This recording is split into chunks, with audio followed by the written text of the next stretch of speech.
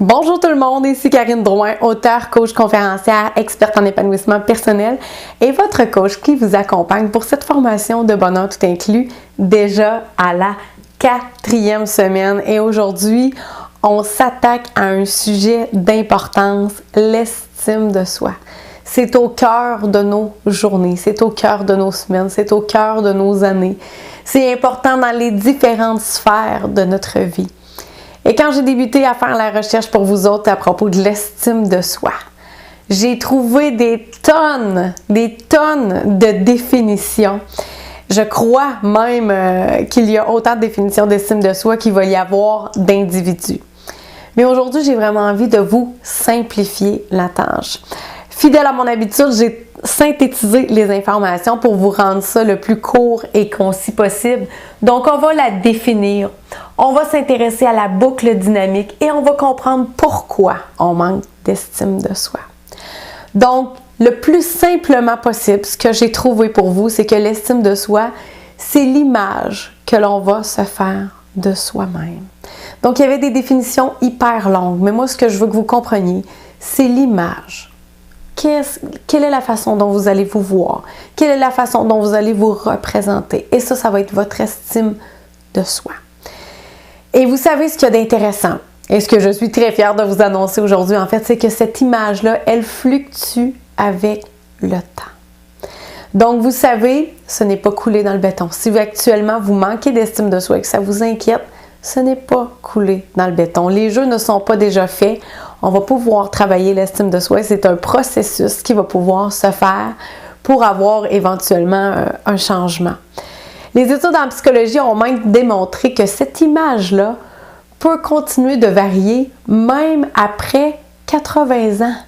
Donc, je pense qu'il nous reste quand même quelques années en avant de nous pour pouvoir bénéficier de ça, pour pouvoir faire du changement de ce côté-là. Alors, c'est une excellente nouvelle parce qu'il y a parfois des gens qui viennent me voir et qui me disent « Karine, j'ai pas confiance en moi, puis je pense pas que ça peut changer, je pense pas que ça peut s'améliorer. » Oui, excellente nouvelle pour vous autres, ça peut s'améliorer.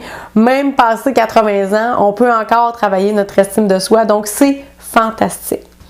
Si on va un peu plus loin dans la définition de l'estime de soi, en fait, c'est les représentations qu'on va se faire de nous, de nos compétences dans les différentes sphères de notre vie. Par exemple, si on prend la sphère du travail, eh bien, c'est la représentation qu'on va se faire de nos compétences. À quel point on est compétent au travail, à quel point on se débrouille bien, à quel point on se trouve bon ou bonne.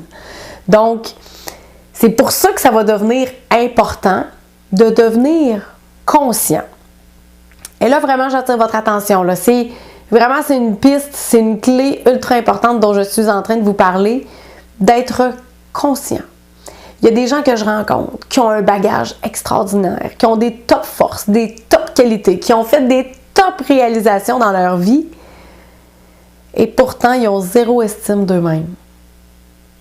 Et souvent, la question qui revient, c'est les gens me disent « Mais pourquoi?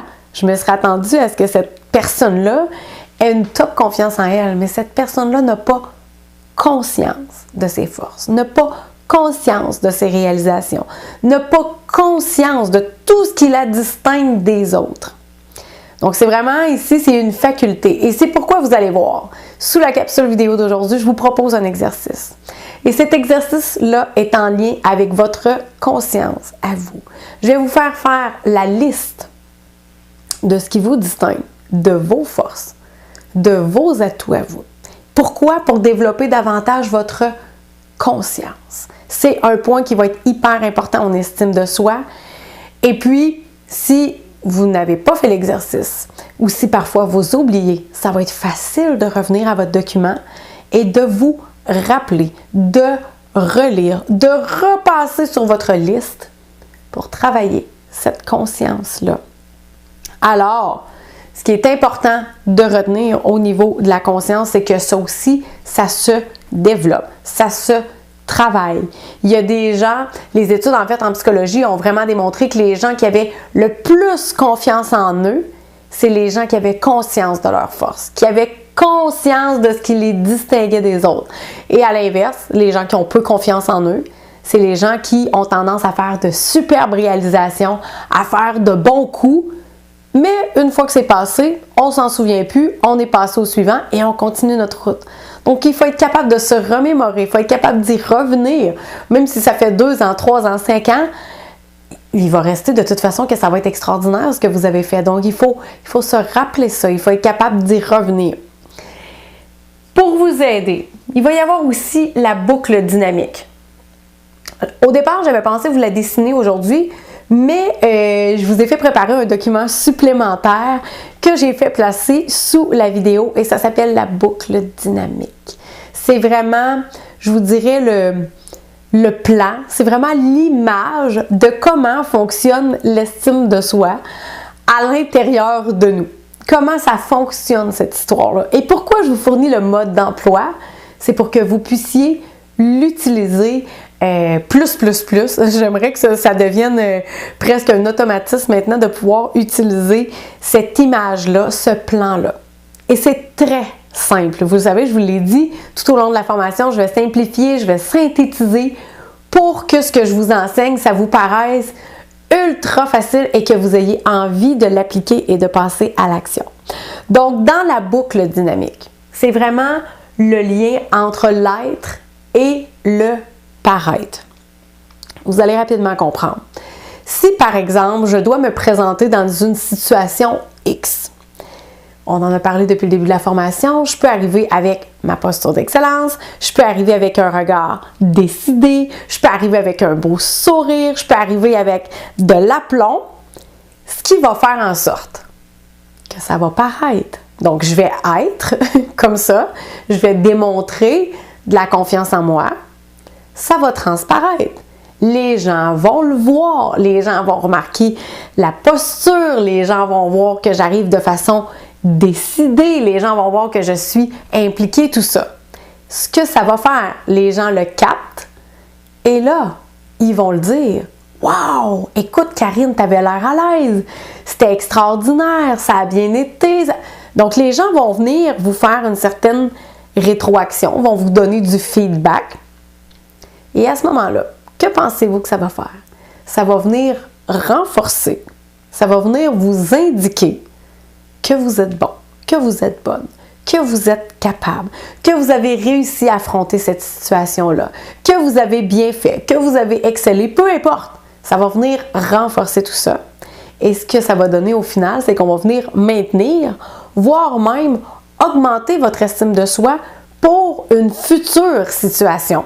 Donc, la fois suivante, vous allez avoir peut-être un peu moins besoin comment je dirais, peut-être de acter, si on veut. Vous allez avoir moins besoin de vous efforcer pour arriver avec votre posture d'excellence et penser à tous vos éléments. Il y a fort à parier que la prochaine fois, ça va venir un peu plus tout seul. Parce que là, les gens sont venus renforcer ces petits éléments-là en vous et ça va aller de soi. Vous allez savoir que vous êtes capable. Vous allez savoir que vous l'avez déjà fait. Vous allez savoir que les gens ont apprécié. C'est ultra intéressant parce que là, vous savez la dynamique, comment ça fonctionne. J'attire votre attention sur le fait que ça fonctionne aussi dans l'inverse, malheureusement.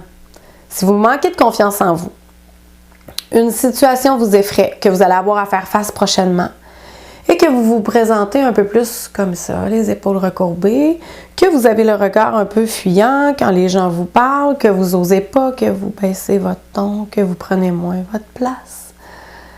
Ça se peut que ça se passe un peu moins bien. Les gens vont voir, les gens vont capter ces informations-là. Fort possible que la rétroaction, le feedback que les gens vont vous donner soit différent. Il y a de fortes chances, parfois les gens vont venir nous voir et vont nous dire « Oh, tu semblais pas super à l'aise. » Il y avait comme un malaise. Est-ce que ça allait bien avec la situation? Les gens vont plus nous poser des questions qui vont faire en sorte qu'on n'aura pas un renforcement, que ça va venir ébranler déjà le malaise qu'on avait au départ et on ne va pas venir maintenir ou augmenter l'estime de soi. Ça se peut que notre estime de soi soit écorchée et que la fois suivante qu'on ait à faire face à une situation, ce soit encore plus difficile. Donc, la boucle dynamique, bien évidemment que je vous invite à l'utiliser du côté positif, bien sûr, je vous invite à le tester. Ça a été déterminant, cette boucle-là, dans la vie de plusieurs de mes clients qui me disaient « Je pense pas que ça peut faire une réelle différence de la façon dont je vais me présenter, de la façon que je vais arriver », et qui revenaient de réunions, d'entrevues, ou peu importe ce que l'événement était, et qui revenaient complètement boostés des résultats qu'il avait pu obtenir avec cette boucle-là. Il faut savoir qu'elle existe. C'est prouvé, ça fonctionne, elle est à vous, je vous la donne. S'il vous plaît, faites-en bon usage. C'est super important pour vous et pour la suite des choses. Troisièmement, pourquoi on manque d'estime de soi? C'est la question, je pense, qui revient le plus souvent chez mes clients ou à la fin des conférences. Les gens me disent « Oui, mais pourquoi? » J'ai besoin de comprendre le pourquoi je manque d'estime de soi. Si je veux me résoudre à travailler sur ce point-là, pourquoi je manque d'estime de moi? Pourquoi qu'il y a des gens qui ont top confiance en eux et moi, j'en ai pas ou j'en ai moins? Encore une fois, beaucoup d'études sur le sujet en psychologie, plusieurs pistes de réflexion. On pointe souvent l'enfance.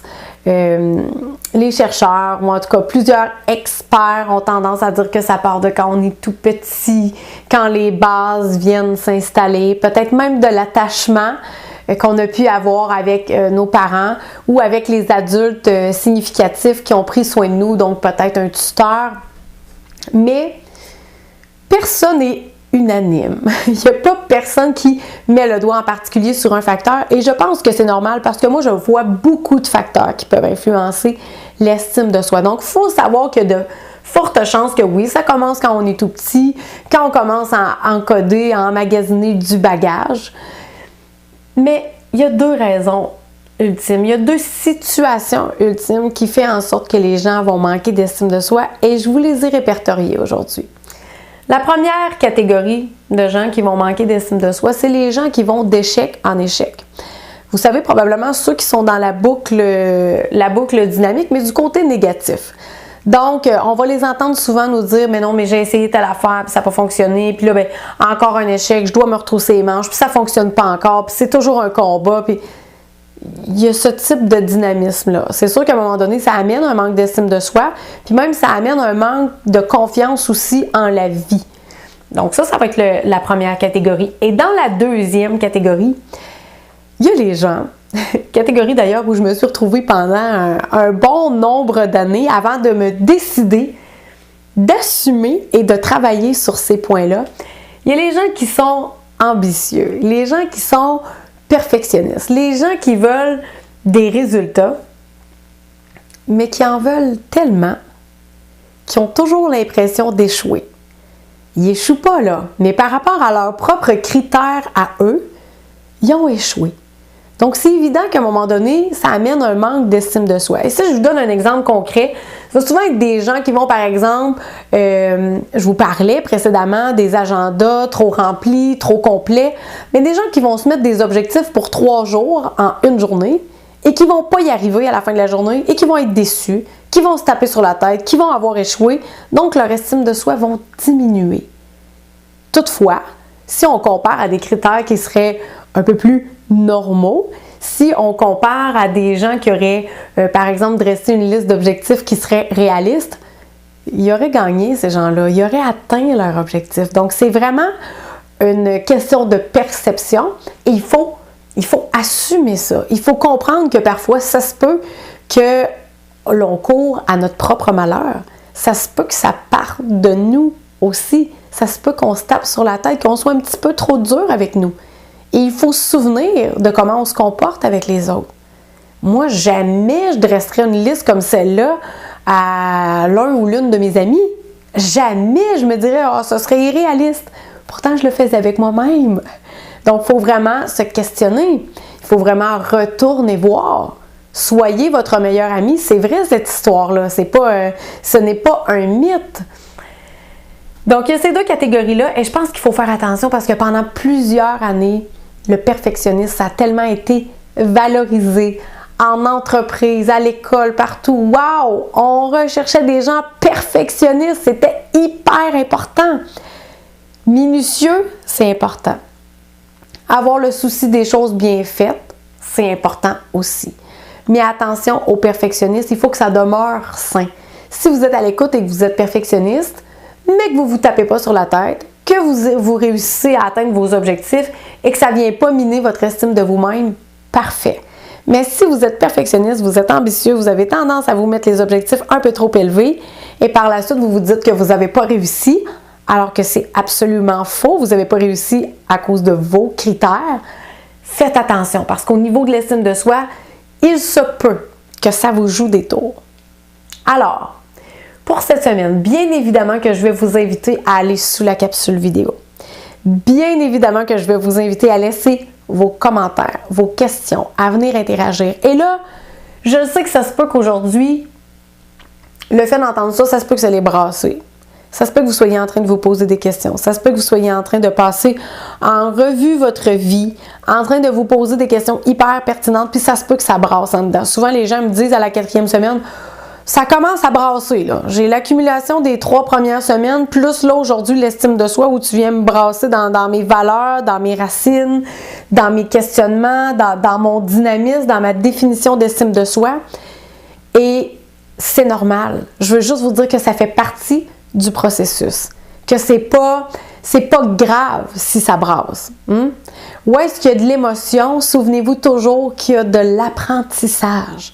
Donc, c'est important à quelque part. Et ça va vous permettre de mettre le doigt sur certains trucs, sur certaines informations importantes. Parce que quand ça brasse, c'est là qu'on perçoit ces petites choses-là, mais ô combien importantes.